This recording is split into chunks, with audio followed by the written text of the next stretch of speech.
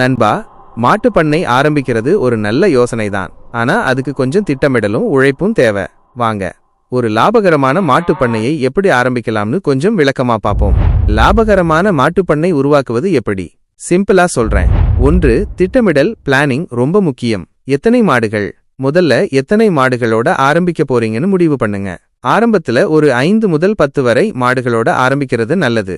அப்புறமா அனுபவம் வந்ததும் பெருசாக்கிக்கலாம். எதுக்கு மாடுகள்? பால் உற்பத்தி தானா? இல்லை மாடு வளர்த்து விக்கிறதா? இல்லை சாணம் விக்கிறதா? இதுல எது முக்கியம்னு முடிவு பண்ணுங்க. பெரும்பாலும் பால் உற்பத்தி தான் அதிக லாபம் தரும். நிலம். மாடுகளை வளர்க்கிறதுக்கு போதுமான நிலம் இருக்கணும்.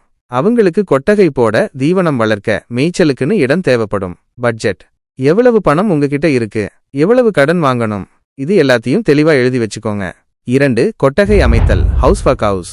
மாடுகளுக்கு நல்ல காற்றோட்டமான சுத்தமான கொட்டகை ரொம்ப முக்கியம். வெயில், மழை, குளிர் இதுல இருந்து அவங்கள பாதுகாக்கணும். குறைந்த செலவில் தகர ஷீட், பேனல் ஷீட் போட்டு கொட்டகை அமைக்கலாம். ஒரு ஷீட்டு 800 ரூபாய் கிட்ட வரும். சாண எரிவாயு கலன் அமைக்க அரசு மானியம் கிடைக்கும், அதையும் பயன்படுத்திக்கலாம். 3. மாடுகளை தேர்ந்தெடுத்தல். சூசிங் த ரைட் கவ். எந்த நாட்டு மாடு சிறந்தது? இது ரொம்ப முக்கியமான கேள்வி. இந்திய சூழ்நிலைக்கு அதிக பால் கொடுக்கக்கூடிய கலப்பின மாடுகள் ஜெர்சி, ஹோல்ஸ்டீன் ஃப்ரீஷியன் கலப்பினங்கள் நல்ல சாய்ஸ். ஜெர்சி இது ஒரு சிறிய வகை மாடு. இந்திய தட்பவெப்பநிலைக்கு ரொம்ப ஏத்தது. பாலில் கொழுப்பு சத்து அதிகம். 5.3 விழுக்காடு. ஹோல்ஸ்டீன் ஃப்ரீஷியன் இது பெரிய வகை மாடு. நிறைய பால் கொடுக்கும், ஆனா பாலில் கொழுப்பு சத்து கொஞ்சம் குறைவா இருக்கும். 3.45 விழுக்காடு. சாஹிவால் இந்திய நாட்டு மாடுகள்லேயே இது அதிக பால் கொடுக்கக்கூடியது. 15 முதல் 20 வரை லிட்டர் ஒரு நாளைக்கு. நோய் எதிர்ப்பு சக்தியும் அதிகம். மாடுகளை வாங்கும்போது பால் கறக்கும் அளவு, வயது, ஆரோக்கியம் இதெல்லாம் நல்லா பார்த்து வாங்கணும். கால்நடை மருத்துவர்கிட்ட கேட்டு ஆலோசனை வாங்கிக்கோங்க. 4. தீவன மேலாண்மை. Food management. மாடுகளுக்கு சத்தான தீவனம் கொடுக்கிறது ரொம்ப அவசியம். பசுந்தீவனம், புல், மக்காச்சோளம், கலப்பு தீவனம், கடலை பிண்ணாக்கு, தாது உப்பு கலவைகள் இதெல்லாம் தேவை. முடிஞ்சா சொந்த நிலத்துல பசுந்தீவனம் வளர்க்கலாம். செலவை குறைக்கும். கோடைக்காலத்தில் பால் உற்பத்தி குறையலாம். அதுக்கு ஏத்த மாதிரி தீவனத்தை மாத்தணும். 5. நோய் மேலாண்மை மற்றும் மருத்துவ செலவு. Health is wealth for cows. மாடுகளுக்கு நோய் வராம பாத்துக்கணும். கால்நடை மருத்துவர்கிட்ட ஆலோசனை கேட்டு சரியான நேரத்துல தடுப்பூசி போடணும். பொதுவான நோய்கள் காய்ச்சல், கோமாரி நோய், அஜீரணம், கழிச்சல், மடிநோய். மடிநோய் மஸ்டைட்டிஸ் இது கலப்பின மாடுகளுக்கு அடிக்கடி வரும். இதனால நிறைய நஷ்டம் ஏற்படும். சுத்தமான பராமரிப்பு ரொம்ப முக்கியம். மருந்து செலவு மெடிசின் காஸ்ட். மாடுகளோட எண்ணிக்கை, நோயின் தீவிரத்தை பொறுத்து இது மாறும். ஒவ்வொரு மாட்டுக்கும் வருஷத்துக்கு ஒரு குறிப்பிட்ட தொகைய இதுக்கு ஒதுக்கி வைக்கணும். உதாரணமா, குடற்புழு நீக்க மருந்து ஆண்டிற்கு 4 முறை கொடுக்கணும். சுகாதாரம் கொட்டகையை தினமும் சுத்தம் செய்யணும். பேன் வராம இருக்க மாலத்தியான் அல்லது காப்பர் சல்ஃபைட் தெளிக்கலாம்.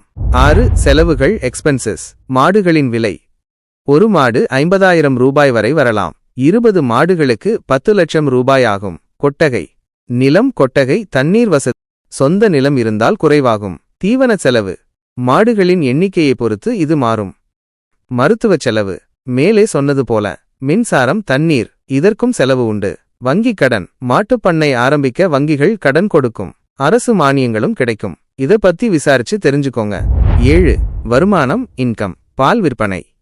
ஒரு மாடு ஒரு நாளைக்கு 7 லிட்டர் பால் கொடுத்தா 20 மாடுகளுக்கு 140 லிட்டர் பால் கிடைக்கும். 1 லிட்டர் பால் இந்திய ரூபாய் 30 முதல் 50 வரை போகலாம். ஒரு நாளைக்கு 5200 ரூபாய். ஒரு மாதத்துக்கு 1.5 லட்சம் ரூபாய் வரை வரும். சாணம். சாணம் நல்ல உரம். இதை வித்து காசு பார்க்கலாம். சாண எரிவாயுவும் தயாரிக்கலாம். கன்றுகள்.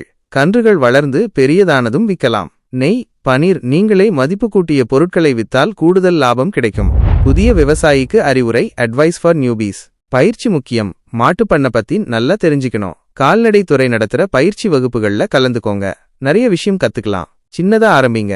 முதல் தடவை பண்றீங்கன்னா நிறைய மாடுகளோட ஆரம்பிக்காதீங்க. ஒரு 5 முதல் 10 வரை மாடுகளோட ஆரம்பிச்சு அனுபவம் வந்ததும் பெருசாக்கிக்கலாம். கால்நடை மருத்துவர் நட்பு. ஒரு நல்ல கால்நடை மருத்துவர் கூட நல்ல தொடர்பு வச்சுக்கோங்க.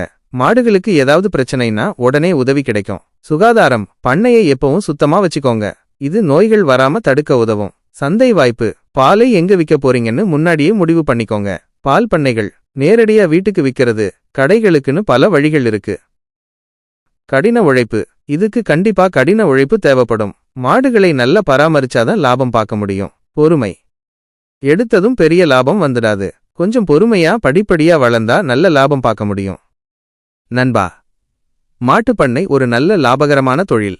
ஆனா எல்லா தொழிலையும் போல இதுக்கும் உழைப்பும் சரியான திட்டமிடலும் தேவை. நல்லா யோசிச்சு ஆராய்ஞ்சு களத்துல இறங்குனா கண்டிப்பா நீங்களும் சாதிக்கலாம். வாழ்த்துகள். இந்த வீடியோ உங்களுக்கு பயனுள்ளதா இருந்ததா? அப்படி இருந்தா மறக்காம ஒரு லைக் போடுங்க. உங்க நண்பர்களுக்கும் ஷேர் பண்ணுங்க. இந்த வீடியோ பத்தின உங்க கருத்தை கமெண்ட் பண்ணுங்க. மேலும் பல தகவல்களுக்கு நம்ம சேனலை சப்ஸ்கிரைப் பண்ணுங்க. வாழ்க வளமுடன். அடுத்த பதிவில் சந்திப்போம். நன்றி.